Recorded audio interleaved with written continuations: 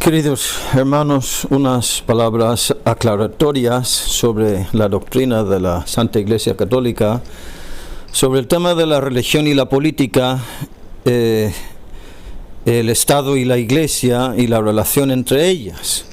Porque como muchos andan diciendo que debe haber una separación absoluta, sin más, pues hay que corregir ese error, que es una de las herejías más extendidas y más dañinas de nuestro tiempo, que en muchos ámbitos, hasta dentro de la misma Iglesia católica, se oye decir que la Iglesia no pinta nada metiéndose en cosas de la política. Pues es una mentira y es una herejía.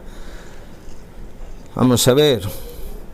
El Concilio Vaticano II, en Gaudium et Spes número 36, dice que muchos de nuestros contemporáneos parecen temer que por una excesivamente estrecha vinculación entre la actividad humana y la religión sufra trabas la autonomía del hombre, de la sociedad o de la ciencia. ¿Qué quiere decir eso? Vamos a ver. O sea, hay algunos por ahí de nuestro tiempo que piensan que la religión no pinta nada en el tema de la política y el gobierno del Estado. Que hay que respetar la autonomía del hombre, de la sociedad y de la ciencia. ¿De acuerdo? Eso, hay muchos por ahí, nuestros contemporáneos, hasta dentro de la misma Iglesia, incluso sacerdotes y obispos. Y luego era la respuesta: si por autonomía de la realidad terrena se quiere decir que las cosas creadas y la sociedad misma gozan de propias leyes y valores que el hombre ha de descubrir, o sea que son leyes objetivas y valores objetivos innegables que el hombre tiene que no inventa, sino que tiene que descubrir, emplear y ordenar poco a poco, es absolutamente legítima esta exigencia de autonomía. O sea, si se trata de decir eso, de acuerdo, que todos los hombres por la ley natural están obligados, sin referencia ni siquiera a la religión, aunque todo proviene de Dios, a descubrir esas leyes, a respetarlas, como por ejemplo la ley que dice que no hay que matar, prohibiendo el aborto, como la ley que dice un niño es un niño y no es una niña. Que eso, independientemente de la religión, cualquiera podría ver eso si no tuviera la mente pervertida, oscurecida por el vicio, por la depravación y la perversión. Pues eso, admitimos eso, de acuerdo, sin problema. Además responde a la voluntad del Creador que sea así, pues por la propia naturaleza de la creación todas las cosas están dotadas de su propia consistencia, de su verdad objetiva y bondad propias, y de un propio orden regulado que el hombre debe respetar. ¿Vale? Hasta aquí estamos de acuerdo, deberíamos de estar de acuerdo. Lo que pasa es que no llega ni a esto, no llegamos ni a esto. Entonces, como no llegan a eso, la Iglesia tiene que meterse. Uy, no vayas por ahí, eso es un error, eso es un crimen, eso es perversión. Por ejemplo, están ahora con el tema de reducir la edad del consentimiento para actos sexuales. Y pornografía y todo lo que hay, pues eso, y más me vas a decir que hablar de eso, que son leyes, por cierto, puestas por políticos, que la Iglesia ahí no pinta nada diciendo nada. ¡Cállate, cura! Bueno, pues sí, cállate, cura, si quieres tener una vida muy fácil y sin problemas, pero seguir el Evangelio de Jesucristo, desde luego no. Ahora sigue diciendo el Vaticano, Concilio Vaticano II. Pero si autonomía de la temporal, de lo del tiempo, de lo del siglo, de lo secular, por ejemplo la política, si por autonomía de lo temporal quiere decir que la realidad creada es independiente de Dios y que los hombres pueden usarla sin referencia al Creador, no hay creyente alguno a quien se le escape la falsedad envuelta en tales palabras. O sea, separar lo temporal de lo eterno, separar lo material y lo temporal de Dios, es una falsedad que no se le debería de escapar de ningún creyente. Lo que pasa es que se le escapa a muchos, no digo todos, a muchos. La criatura sin el Creador desaparece. Cuantos creen en Dios, sea cual escucharon siempre la manifestación de la voz de Dios en el lenguaje de la creación. Por el olvido de Dios, la propia criatura queda oscurecida. Con eso ya es suficiente. Si alguien quiere investigar más, pues ahí lo tienes. Gaudium et Spes, Concilio Vaticano II, número 36 y siguientes. Pero vamos, para ahora eso es suficiente. Es que, ¿qué vamos a hacer? Vamos a ceder todo el campo del gobierno de la polis, la ciudad, la sociedad, a los no creyentes. No se trata solamente de no creyentes, se trata de anticreyentes, enemigos de la iglesia, enemigos de Dios, enemigos de Cristo, enemigos de la verdadera humanidad. Y nosotros calladitos. No puede ser, es falso, es un error, es una herejía. Una espiritualidad que dice que la iglesia no pinta nada metiéndose en los asuntos temporales, políticos, económicos, es una espiritualidad herética, como una espiritualidad también que desprecia la vida interior.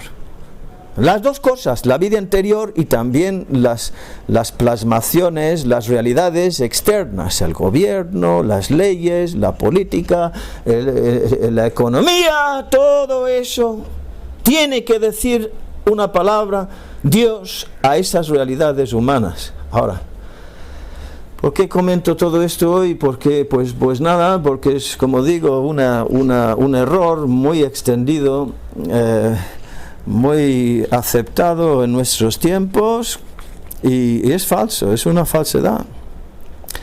En la primera lectura de hoy hemos visto del libro de Esdras que el año primero del reinado de Ciro, rey de Persia, el Señor, para cumplir lo que había anunciado por boca del profeta Jeremías, movió a Ciro, el político, el gobernador, el rey de Persia, a proclamar de palabra y por escrito en todo su reino este decreto. Esto dice Ciro, rey de Persia: el Señor Dios del cielo me ha entregado todos los reinos de la tierra y me ha encargado edificarle un templo en Jerusalén de Judá, como Dios manda. Y se ponen a celebrarlo los judíos, por fin. Además ni siquiera era judío el tío, el rey de Persia, Ciro, que reconoce que Dios me ha entregado el gobierno de los reinos y me ha encargado Dios edificarle un templo en Jerusalén de Judá, y todos los judíos, el pueblo elegido de Dios, a dar saltos de alegría. Dios nos ha sacado del cautiverio, vamos a volver a Jerusalén. Se reúnen todos con sus utensilios y ganado, pone aquí, y se dedican a reconstruir el templo del Señor en Jerusalén, con oro y plata y utensilios, ganado, objetos preciosos, y además de las ofrendas voluntarias. Pues como Dios manda, como debería de ser, por fin nos ha llegado uno que no solamente lo permite, sino que lo facilita y lo apoya y lo manda, lo pone en marcha con un edicto, con un decreto, como hizo el emperador Constantino en el año 313,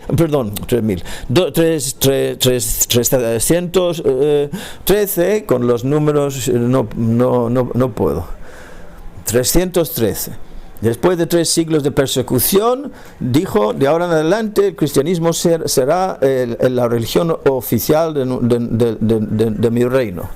Como está haciendo ahora el Vladimir Putin en Rusia, que yo no sé si es por motivos solamente políticos y oportunistas o no, pero lo que sí sé es que entiende que la identidad rusa y la unidad rusa está vinculada al tema de la religión y concretamente la Iglesia Ortodoxa. Entonces ha promovido la construcción y la reconstrucción de 23.000 templos ahí a lo largo de todo el país, porque quiere levantar otra vez la Rusia tradicional, sabiendo pues que ahí tenemos nuestras raíces, y así se une el pueblo y tiene su identidad. Mientras que en Occidente no pinta nada el político metiéndose en esos asuntos, ni el cura metiéndose en asuntos. Que no, eso es una estupidez, es una torpeza, un desconocimiento de la realidad, de la unión que hay entre todo. Entre Dios y lo temporal y lo político, todo está unido, lo histórico, lo cultural, lo religioso, está todo unido. Y como aquí lo que quieren hacer es arrinconarnos, aplastarnos, acallarnos, acomplejarnos, pues lo que tenemos que hacer precisamente es ponernos sin complejos a hablar y a señalar el dedo y decir esto está mal, esto está mal, esto está mal, por ahí hay que ir, por ahí hay que ir. Por eso el Gabriel García Moreno, el gran político católico de este país de Ecuador, es un mártir de la causa de la unión que hay y que debería de haber entre la religión y el Estado, entre la Iglesia católica y el Estado. Un país, una constitución católica, inspirada en las enseñanzas de la Iglesia, inspiradas en la Sagrada Escritura, en la revelación de Dios, que Dios nos ha dado la plenitud de la revelación para que la sociedad funcione bien, reconociendo y protegiendo los derechos de los más débiles, etcétera, etcétera. Todo eso lo tenemos porque nos lo ha dado Dios, no por mérito nuestro, pero lo tenemos, es que es así, y negarlo es una herejía, es una traición, es una apostasía, es que es así. Y este hombre, pues nada, una constitución católica inspirada en la Santísima Trinidad, nombrando a Jesucristo y consagrando la nación por primera vez en toda la historia, una nación consagrada, y la de Ecuador al Sagrado Corazón de Jesús, cosa que España y otros países también ha hecho. El que compuso la Constitución también de Irlanda, Edmund de Valera, que era medio español, hizo lo mismo, inspiró la Constitución en la Santísima Trinidad como base, en Dios, en Jesucristo, criminalizando el aborto, etcétera, etcétera. Ahora lo han despedazado la Constitución. Y por eso mataron también a este hombre Gabriel García Moreno, por eso le mataron, es mártir, por eso, porque quiso poner una educación católica también a los niños y a los jóvenes en los colegios. Es que así son las cosas. Y para terminar y rematar la cosa, a ver si aclaramos ya de una vez, esto habrá que repetirlo, porque como se repite muchas veces la mentira, hay que repetir también muchas veces la verdad. Para que nos entre en la cabeza, porque somos muy, como dice Jesús, muy tardos y lentos y torpes a la hora de aprender, sin excepción alguna. Dicen que el secreto de la educación eficaz son tres: repetición y repetición y repetición. ¿Por qué? Pues porque somos tontos, porque somos muy lentos, muy torpes, porque nos cuesta. Por eso Jesús tiene que repetir mucho. Y digo, para rematar la cosa, nos ha dicho, dijo Jesús a la multitud, nadie enciende una vela y la tapa con alguna vasija o la esconde debajo de la cama, sino que la pone en un candelero para que los que entren puedan ver la luz. Ahí nos está diciendo, tenéis que proclamar esto. Todo lo contrario a esconder y callar, sino proclamar y que brille la luz de Cristo en todos los ámbitos. Que así sea.